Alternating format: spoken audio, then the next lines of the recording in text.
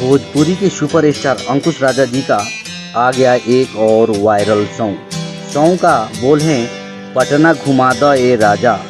जी हाँ, पटना घुमा द ए राजा बहुत ही प्यारा और सुपर सॉन्ग है। इस सॉन्ग में अंकुश राजा जी का मधुर आवाज़ है।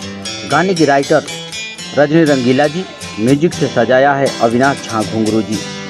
इसमें इस सॉन्ग के वीडियो डायरेक्टर रवि पंडित जी हैं। इसमें भोजपुरी की एक्ट्रेस सृष्टि उत्तराखंडी जी दिखाई देंगी। बहुत ही बवाल और सुपर सॉन्ग है। यह सॉन्ग SFC म्यूजिक से कल सुबह 6:30 में फुल वीडियो सॉन्ग रिलीज किया जाएगा। अंकुश राजा जी के जितने भी फैंस हैं रहे तैयार। SFC म्यूजिक पर जाना है, गाने को ढेर सारा दुलार प्यार देना है। साथ ही अगर आप हमारे चैनल पर नए हैं तो चैनल को सब्सक्राइब कीजिए, शेयर कीजिए, ढेर सारा दुलार प्यार हमें भी दीजिए। मिलते हैं अगले वीडियो में, तब तक के लिए बाय, लव यू, जय हिंद, जय भोजपुरी।